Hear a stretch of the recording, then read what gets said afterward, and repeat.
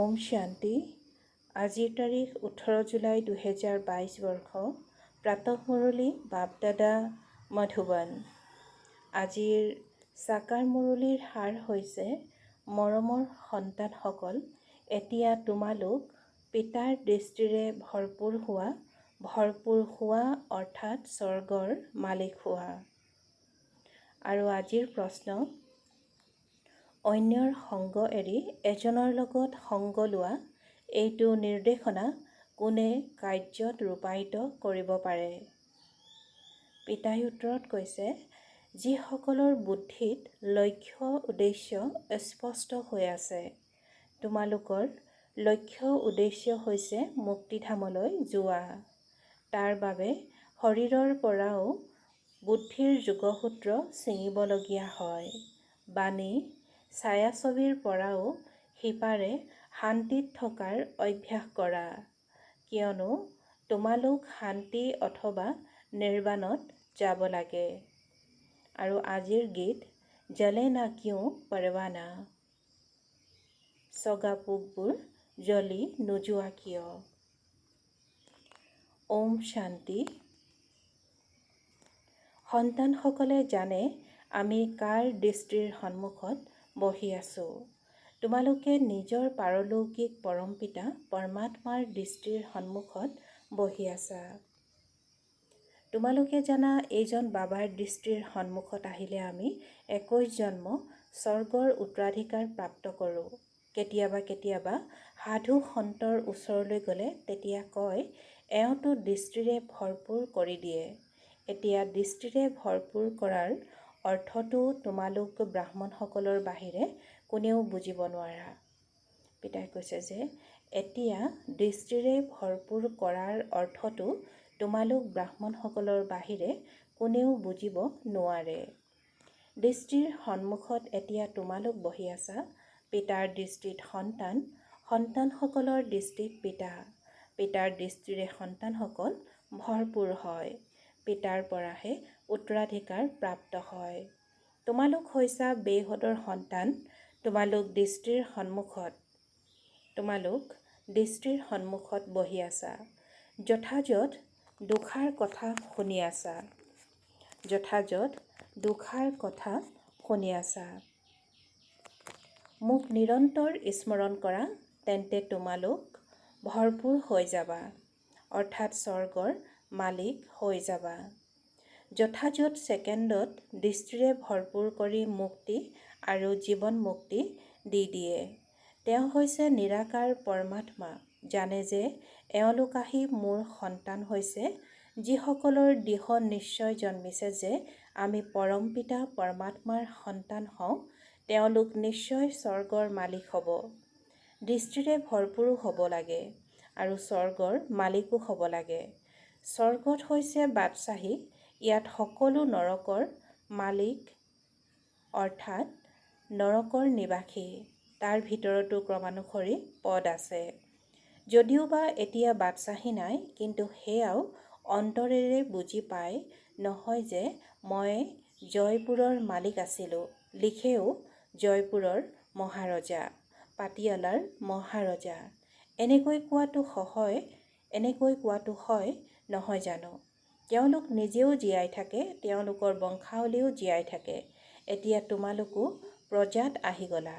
এতিয়া তোমালোকে জানা, আমি শ্ৰীমতত পুনৰাই দৈবিক স্বৰাজ্য স্থাপন কৰি আছোঁ। এতিয়া তোমালোকে জানা, আমি শ্ৰীমতত পুনৰাই দৈবিক স্বৰাজ্য স্থাপন কৰি আছোঁ। পিতাই বুজাইছে, এইখন ভাৰতেই পাৱন আছিল, এতিয়া পতিত হৈ গৈছে। তোমালোকে এতিয়া তৃতীয় নেত্ৰ পাইছা। আত্মাই জানে যে আমি একমাত্ৰ। এতিয়া আমি একমাত্ৰ পৰমপিতা পৰমাত্মাক স্মৰণ কৰোঁ আৰু তেওঁৰ পৰাই উত্তৰাধিকাৰ প্ৰাপ্ত হয়। ভগৱানো বাসো আছে। মোক স্মৰণ কৰা, অন্যৰ সংগ ত্যাগ কৰা, নিজৰ শৰীৰৰ পৰাও ত্যাগ কৰা, অশৰীৰী হোৱা। প্ৰথমে তোমালোক অশৰীৰী হৈ আহিছিলা। আত্মা সকলো অশৰীৰী হয়। মূল বতনত অশৰীৰী হোৱাৰ কাৰণে আৱাজ নহয়। সেয়েহে সেইখনক নিৰ্বাণ ধাম বুলি কোৱা হয়। সূক্ষ্ম বতনত ছায়াছবি থাকে। বাণী, ছায়াছবি আৰু মৌনতা অৰ্থাৎ শান্তি। আগতে ছায়াছবি নাটকো আছিল, এতিয়া বাণীযুক্ত হৈ গৈছে। তোমালোক সন্তানসকলক শান্তি শিকোৱা হয়। তোমালোক নিজৰ স্বধৰ্মত স্থিত হৈ যোৱা। ঘৰক স্মৰণ কৰা। বাণী এৰিব লাগে।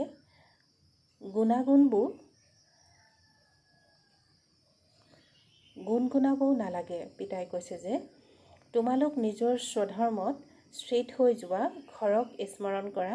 বাণী এৰিব লাগে। গুণগুণাবও নালাগে। ভিতৰি ৰাম ৰাম বুলি কয়। এতিয়া পিতাই কয়, সন্তানসকল এয়াও এৰা। তোমালোক বাণীৰ সিপাৰে যাব লাগে। ইয়াত থাকি বাণী আৰু ছায়াছবিৰ পৰাও দূৰৈত যাব লাগে। এইটো লক্ষ্য উদ্দেশ্য বুদ্ধিত স্পষ্টকৈ আছে যে আমি মুক্তিধামলৈ যাব লাগে। বাবাই মুক্তি, জীৱন মুক্তি দিয়ে। প্ৰথমে সকলো আত্মা শান্তিলৈ যায়। পুনৰ প্ৰত্যেকেই নিজৰ নিজৰ ভূমিকা পালন কৰিবলৈ আহিব লাগে। দেৱী দেৱতা ধৰ্মাৱলম্বী লোকসকলৰ নিজা ভূমিকা, ইছলামী বৌদ্ধসকলৰ নিজা ভূমিকা। এই সকলোবোৰ কথা তোমালোক সন্তানসকলৰ বুদ্ধিত আছে। পিতাৰ ওচৰত এই গোটেই জ্ঞান আছে। সেইবাবে সকলো জ্ঞান শুনাই নিজৰ সমান গঢ়ি তোলে। তোমালোকে আকৌ আনক নিজৰ সমান কৰি গঢ়ি তোলা। পিতাই কৈছে যে তোমালোকে আকৌ আনক নিজৰ সমান কৰি গঢ়ি তোলা। জ্ঞানী আৰু যোগী কৰি তোলা। এই জ্ঞান মোৰ ওচৰত আছে, সেয়াই তোমালোকক দিওঁ। আত্মাইহে জ্ঞান কৰে। পিতাই কৈছে যে আত্মাইহে গ্ৰহণ কৰে। যি জ্ঞান মোৰ ওচৰত আছে সেয়াই তোমালোকক দিওঁ। আত্মাইহে গ্ৰহণ কৰে। পুৰুষাৰ্থ ক্ৰমানুসৰি জ্ঞানপূৰ্ণ হৈ যায়। পুৰুষাৰ্থ ক্ৰমানুসৰি জ্ঞানপূৰ্ণ হৈ যায়। কোনোবাতো সম্পূৰ্ণকৈ জ্ঞানপূৰ্ণ হৈ যায়, কোনোবা কম পুৰুষাৰ্থৰে ইমান জ্ঞানপূৰ্ণ নহয়। লক্ষ্য উদ্দেশ্যটো এই লক্ষ্মীনাৰায়ণেই হয়। এতিয়া তোমালোক জ্ঞানপূৰ্ণ হোৱা। এতিয়া তোমালোকে জানা আমি ক'ৰ পৰা আহিলোঁ, এতিয়া ক'লৈ যাব লাগে। এইটো চক্ৰ কেনেকৈ ঘূৰে, ইয়াত সকলো আহি যায়। যেনেকৈ বীজৰ পৰা বৃক্ষ অংকুৰিত হয়, ইয়াৰ আয়ুস কিমান দীঘলীয়া হৈ যায়। তেতিয়া তাক জৰ্জৰিত অৱস্থা বুলি কোৱা হয়। আমাৰ ওচৰতো বৃক্ষ আছিল, সেই গোটেইজোপা একেবাৰে জৰ্জৰিত হৈ গ'ল, গতিকে কাটিবলগীয়া হয়। বটবৃক্ষৰ অৰ্থাৎ বনিয়ন ট্ৰীৰ দৃষ্টান্ত। এয়াও ভিন্ন প্ৰকাৰৰ ধৰ্ম বৃক্ষ দেখুৱাইছে। শেষলৈকে অলপ অলপকৈ আহি থাকে। প্ৰথমে যি পাত ওলায় সেয়া অতি শোভনীয় হয়, কিয়নো শতুপ্ৰধান হয়। আকৌ ৰজু তমু হৈ যায়। আধাকল্প তোমালোকে ৰাজত্ব কৰা, আকৌ লাহে লাহে তোমালোক তললৈ আহা। অৱৰোহণ কলা আৰু আৰোহণ কলা হৈ যায়। আৰোহণ ততালিকে কৰে।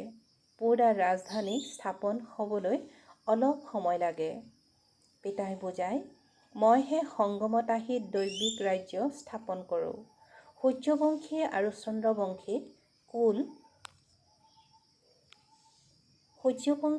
চন্দ্ৰবংশী কুল এতিয়াই স্থাপন হয়, যি পুনৰ নতুন সৃষ্টি অমৰলোকত আহি নিজৰ ৰাজ্য ভাগ্য ভোগ কৰে। ইয়াকে সংগম যুগ বুলি কোৱা হয়। পিতাজী কৈছে যে সূৰ্যবংশী আৰু চন্দ্ৰবংশী কুল এতিয়াই স্থাপন হয়, অৰ্থাৎ সংগম যুগত, যি পুনৰ নতুন সৃষ্টি অমৰলোকত আহি নিজৰ ৰাজ্য ভাগ্য ভোগ কৰে। ইয়াকে সংগম যুগ বুলি কোৱা হয়। অন্য কোনো সংগমত নাহে, কেৱল একমাত্ৰ পিতা আহে। এই কথাটি কোনো শাস্ত্ৰত নাই যে পুনৰাই কেতিয়া আহোঁ। এইটো কোনেও গম পাব নোৱাৰে। এয়া কেৱল তোমালোক সন্তানসকলে গম পোৱা। কল্পই কল্পই এই ভূমিকা চলে। গোটেই বৃক্ষজোপা পুৰণা হয়, আকৌ সংগম যুগত ভেটি স্থাপন হৈ আছে। এইখন হৈছে পতিত সৃষ্টি, সত্যযুগ হৈছে পাৱন সৃষ্টি।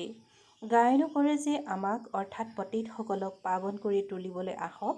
এতিয়া সকলো পাৱন হৈ গৈ আছে। আকৌ যেতিয়া আহিব তেতিয়া পাবনেই হ'ব, কিন্তু সকলোৱে একেলগেতো আহিব নালাগে। পিতাই কিমান ভালদৰে বুজায়। এতিয়া এই অধ্যক্ষও বহি আছে।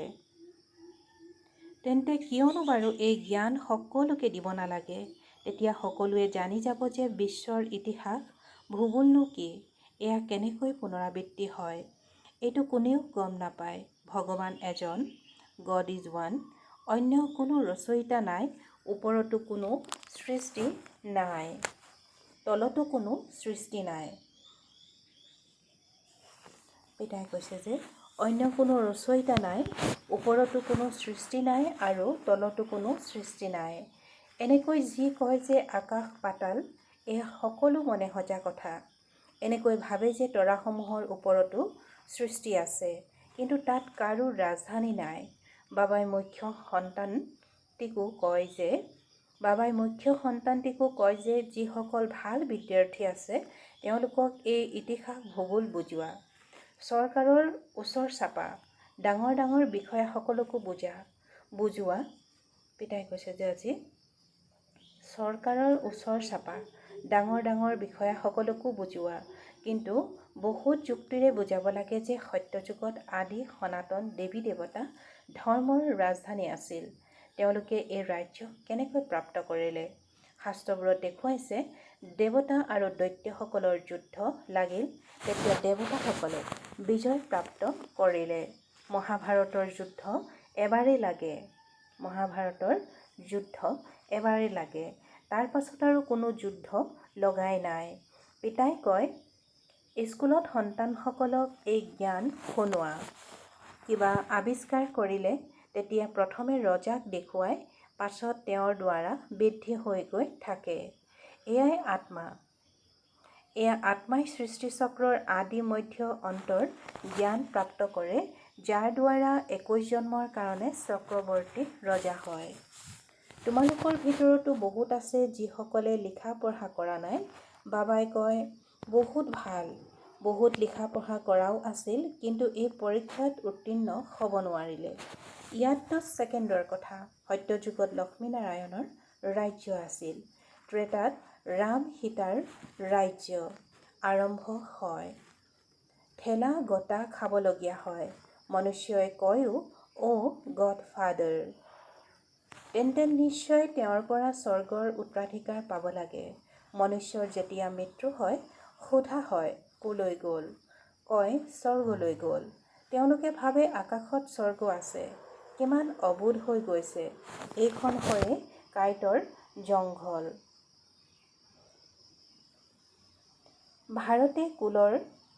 ভাৰতেই ফুলৰ বাগিচা হয়। পিতাই কৈছে যে এইখন হয়ে কাঁইটৰ জংঘল। ভাৰতেই ফুলৰ বাগিচা হয়, এতিয়া তোমালোক ফুল হৈ আছা। পিতাই বুজায়, কাকোৱেই দোষ দিব নালাগে। পিতাই বুজায়, কাকোৱেই দোষ দিব নালাগে।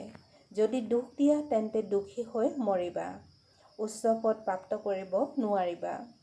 তোমালোকে জানা, আমি বাবাৰ ওচৰলৈ আহিছোঁ সৰ্বদা সুখৰ অধিকাৰ ল'বলৈ। তোমালোক ব্ৰাহ্মণ হৈছা, ব্ৰাহ্মণ সকলোতকৈ উচ্চ বুলি গায়ন কৰা হয়। ব্ৰাহ্মণসকলৰ চিহ্ন হৈছে টিকনি, আৰু ব্ৰহ্মাৰ পিতা কোন? তেওঁ হৈছে নিৰাকাৰ শিৱ। শিৱ বাবা আৰু প্ৰজাপিতা ব্ৰহ্মা হৈছে সাকাৰ। এতিয়া শিৱ বাবাৰ চিহ্ন কি ৰখা যায়? পৰমপিতা পৰমাত্মাটো তৰা হয়, কিন্তু নাজানাৰ কাৰণে ডাঙৰ লিংগ সাজি দিয়ে। পৰমপিতা পৰমাত্মাটো তৰা হয়, কিন্তু নজনাৰ কাৰণে ডাঙৰ লিংগ সাজি দিয়ে। বিন্দুৰ পূজা কেনেকৈ কৰিব? ৰুদ্ৰ পূজাও হয়। ৰুদ্ৰ শিৱক ডাঙৰকৈ সাজে আৰু শালগ্ৰাম সৰু সৰুকৈ সাজে। এনেকৈ কয়ও, ভ্ৰুকুটিৰ মধ্যত তৰা। আত্মাৰো সাক্ষাৎকাৰ হয়। যেনেকৈ আকাশত তৰা খহি পৰিলে তেতিয়া গোটেইখন বগা হৈ যায়, তেনেকৈ আত্মাও বিন্দু হয়। আহি ইমান ডাঙৰ শাৰীত প্ৰৱেশ কৰে, তেতিয়া কিমান কাম কৰে। আত্মা ইমান সৰু, যেতিয়া শৰীৰৰ পৰা ওলাই যায় তেতিয়া শৰীৰে কোনো কাম কৰিব নোৱাৰে, ক'ব মৰি গ'ল। এটা শৰীৰ এৰি দ্বিতীয় এটা শৰীৰ লৈ ভূমিকা পালন কৰে। এটা শৰীৰ এৰি দ্বিতীয় এটা শৰীৰ লৈ ভূমিকা পালন কৰে। গতিকে এই ক্ষেত্ৰত কন্দাৰ কোনো দৰকাৰেই নাই। কিন্তু যেতিয়া নাটকখনক জানিব তেতিয়া এনেকৈ ক'ব, এতিয়া তোমালোকৰ এইটো জ্ঞান আছে যে আমি এই পুৰণি শৰীৰ এৰি নিজৰ নিৰ্বাণ ধামলৈ যাম। এই জ্ঞানো তোমালোকৰ ইয়াতেই আছে। তেনেহ'লে ডাঙৰ ডাঙৰ স্কুল কলেজত গৈ বিশিষ্ট ব্যক্তিসকলক এই জ্ঞান দিয়া। গতিকে ভাৰতত সূৰ্যবংশী চন্দ্ৰবংশীসকলৰ ৰাজ্য আছিল, যি এতিয়া নাই, আকৌ নিশ্চয় হ'ব। এইখন অনাদি বিশ্বৰ নাটক। ইয়াৰ জ্ঞান সন্তানসকলৰ নিশ্চয় থাকিব লাগে। এই জ্ঞান থাকিলে ভাৰত স্বৰ্গ হৈ যায়। এতিয়া জ্ঞান নাই, সেয়েহে ভাৰত কঙাল। কিয়নো পুনৰ এই জ্ঞানেৰে ভাৰতক স্বৰ্গ কৰি তোলে। এতিয়া এই জ্ঞান নাই, সেয়েহে ভাৰত কঙাল। পুনৰ এই জ্ঞানেৰে ভাৰতক স্বৰ্গ কৰি তোলে, কিয়নো বাৰু সন্তানসকলেও এই জ্ঞান আহৰণ কৰি স্বৰ্গৰ যোগ্য নোহোৱা। তোমালোকো হোৱা, কাৰোৱে এৰিব নালাগে বা কাকোৱে এৰিব নালাগে। বাবাই সেৱাৰ যুক্তিটো অৰ্থাৎ উপায়টো বহুত শুনায়। কৰিবতো সন্তানসকলেই লাগে, পিতাটো নাযাব, ভাল বাৰু। অতি মৰমৰ কল্পৰ পাছত পুনৰাই লগ পোৱা সন্তানসকলৰ প্ৰতি মাতা পিতা বাপ দাদাৰ স্নেহপূৰ্ণ স্মৰণ আৰু সুপ্ৰভাত। আত্মিক পিতাৰ আত্মিক সন্তানসকলক নমস্কাৰ আৰু আত্মিক সন্তানসকলৰ আত্মিক মাতা পিতা বাপ দাদাৰ প্ৰতি স্নেহপূৰ্ণ স্মৰণ আৰু সুপ্ৰভাত আৰু নমস্কাৰ নমস্কাৰ নমস্কাৰ। আৰু আজিৰ ধাৰণাৰ বাবে মুখ্য সাৰ।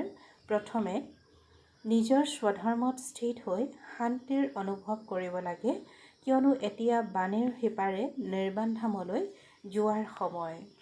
দ্বিতীয়তে সুখদাতাৰ সন্তান হওঁ, সেয়েহে সকলোকে সুখ দিব লাগে, কাকো দুখ দিব নালাগে। সঁচা ফুল হ'ব লাগে, কাঁইটক ফুল কৰি তোলাৰ সেৱা কৰিব লাগে। আৰু আজিৰ বৰদান।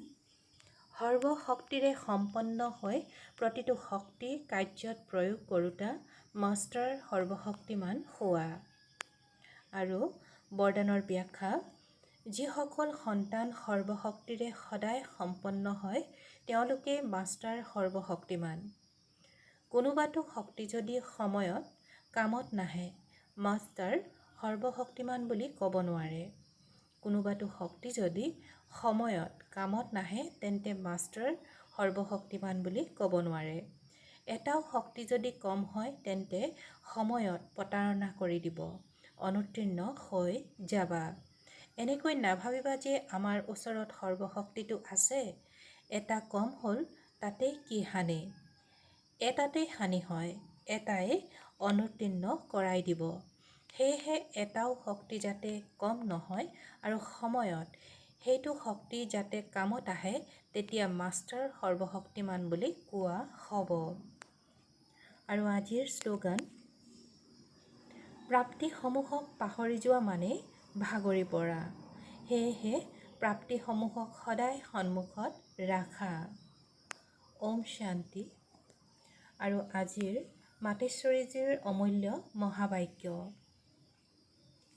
যেতিয়া আমি ওম শব্দটি উচ্চাৰণ কৰোঁ, তেন্তে ওমৰ অৰ্থ হৈছে মই আত্মা আৰু পৰমাত্মাৰ সন্তান হওঁ। যেতিয়া আমি ওম শব্দটি উচ্চাৰণ কৰোঁ, তেন্তে ওমৰ অৰ্থ হৈছে মই আত্মা আৰু পৰমাত্মাৰ সন্তান হওঁ। এই শিৱ নামটি কেৱল একমাত্ৰ পৰমাত্মাৰহে হয়। এই শব্দটিৰ ওপৰত বহুত মনুষ্যই এনেকুৱা প্ৰশ্ন সোধে যে পৰমাত্মাটো গোটেই সৃষ্টিৰ মালিক অথবা পিতা হয়, তেওঁক আকৌ শিৱ নামেৰে কিয় মাতে? এতিয়া এইটো ৰহস্য জগতে নাজানে। পৰমাত্মাৰ নাম হৈছে শিৱ, কিয়নো জগতত অনেক ধৰ্ম আছে। গতিকে প্ৰত্যেক ধৰ্মৰ লোকসকলে পৰমাত্মাক নিজা নিজা নাম দি আহ্বান জনায়। কোনোবাই গড বুলি মাতিব, কোনোবাই খুদা, কোনোবাই আল্লাহ, কোনোবাই আকৌ শিৱ বুলি মাতে। তেনেকৈ ভাৰতত পৰমাত্মাক শিৱ নামেৰে গায়ন কৰা হৈছে। গতিকে এইটো সৃষ্টিয়ে বিদেশৰ লোকসকলে শিৱ নামেৰে পৰমাত্মাক কেনেকৈ মানিব?